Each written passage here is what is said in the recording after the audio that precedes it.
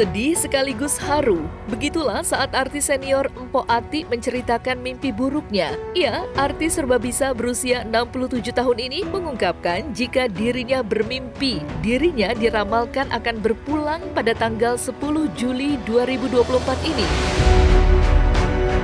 Entah bagaimana ceritanya, mimpi yang dialaminya itu senada dengan ramalan Roy Kiyoshi. Mendengar ramalan tersebut, Mpok Ati sampai bergetar hingga mengaku tidak bisa tidur 2 hari. Maka seperti inilah curahan Mpok Ati saat menceritakan mimpi buruknya hingga tak kuasa menahan air mata.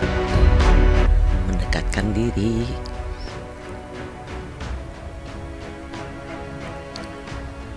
kepada Allah harus, karena kita nggak tahu yang namanya umur. Jadi kalau paling tidak pulang kita punya tabungan di sana gitu. Desember kemarin Mak mimpi, aduh sampai gemeter nih. Seumur emak 68 belum pernah ngimpiin adek emak, kebetulan ada yang kiai. Seumur hidup emak baru pertama kali dia mimpi, dia namanya Jajang. Dia datang di mimpi emak Desember. Dia bilang, Ece harus bertobat, cepet-cepet bertobat. Ece harus banyakin ibadah, banyakin zikir, banyakin sedekah.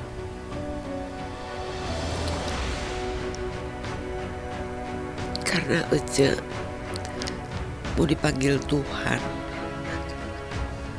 Tanggal 10 bulan 7 tahun 2024. Itu dalam mimpi ya. Ada Roy Kiyoshi meramalkan tentang apa aja yang akan terjadi di tahun 2024. Masalah negara lah, masalah gunung lah, masalah segala macam.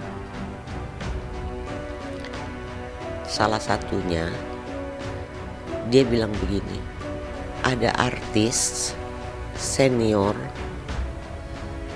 perempuan yang akan meninggal di tahun 2024. Ya ampun, itu mak sambungin ke mimpi yang Desember. Langsung itu dari ujung rambut sampai ujung kaki kayak kesetrum nonton itu. Maksudnya kan adek abis ngomong begitu dalam mimpi. Terus tiba-tiba kok mak ngeliat TikTok ada ucapannya Roy Kiyoshi begitu. Percaya atau enggak, mak gak bisa tidur 2 malam berturut-turut. Duh, sampai gemeter nih. Gemeter nih mak. Bener-bener gemeter. Nggak tidur. Mak sampai ke dokter. Jujur mak minta obat tidur. Takut karena merasa banyak dosa. Belum punya bekal untuk pulang. Mudah-mudahan yang Roy Kiyoshi ucapkan juga mudah-mudahan tidak terjadi. Amin, amin ya robbal alamin. Mudah-mudahan itu bunga mimpi aja ya, sebagai pengingat. Dengan begitu mungkin Allah kasih tahu ya, rajin-rajin ibadah gitu kan. Dengan begitu kan jadi rajin ibadahnya gitu. Bukan tanpa sebab, mimpi buruk dan ramalan kematian mengingatkan Mpok Ati dengan berbagai penyakit yang dialaminya. Sudah beberapa tahun ini, artis senior itu mengidap komplikasi. Sebut saja penyakit tumor usus yang kini diidapnya, diabetes, hingga lambung. Meski begitu, Empo Ati tidak menyerah. Ia terus berjuang untuk sembuh dari penyakitnya. Lantas, seperti inilah usaha Empo Ati untuk sembuh dari penyakitnya. Saya sih udah 2 tahun ya, karena emak kan penyakitnya banyak banget. Ada jantung, ada GERD, ada gula darah, ada kolesterol, ada asam urat, macem-macem lah penyakit nenek-nenek gitu kan ya. Itu emak jalanin di Sinsay gitu. Terus kalau yang di lambung ini baru ketahuannya Juni kemarin gitu. Di samping itu maaf, emak kan merokok. Nah, rokok itu salah satu pemicu bisa bikin kanker, kata dokter ya. Jadi sebaiknya kalau sekarang kan udah dibiopsi masih jinak, sebaiknya diangkat gitu supaya jangan sampai jadi kanker gitu. Nah, emak tuh punya trauma gitu. Traumanya mamah tuh kanker usus ya. Kanker usus terus dioperasi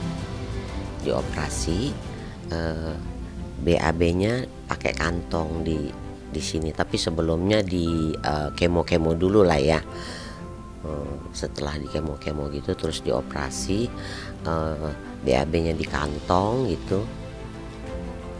Terus berapa bulan kemudian dikembalikan ke semula. Maksudnya BAB-nya jadi lewat dubur lagi.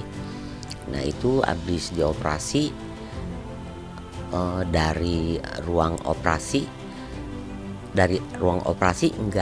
nggak bangun lagi gitu. Jadi emak tuh punya trauma gitu, takut sama yang namanya operasi gitu. Maksudnya operasi di usus ya, di usus terutama, karena mama meninggalnya karena operasi gitu. Ya drop banget sampai pulang dari dokter itu ya benar-benar nggak bisa tidur gitu kan, nggak bisa tidur. Cuman balik lagi, ya Allah maaf, maksudnya kayak protes gitu, nggak bisa tidur gitu kan, protes dalam hati tapi gitu. Cuman minta ampun sama Allah, mudah-mudahan Allah kasih kesembuhan aja gitu. Ya pastinya ya keajaiban pengen sembuh gitu. Pasti ya berdoanya minta kesembuhan, minta disembuhkan dari segala macam penyakit gitu kan. Selalu itu setiap sholat. Karena kan Allah maha dari segala maha, ya kan.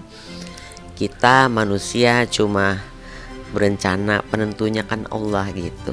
Jadi mintanya sama Allah gitu. Pola makan harus dijaga, pola tidur harus dijaga, olahraga harus dijaga.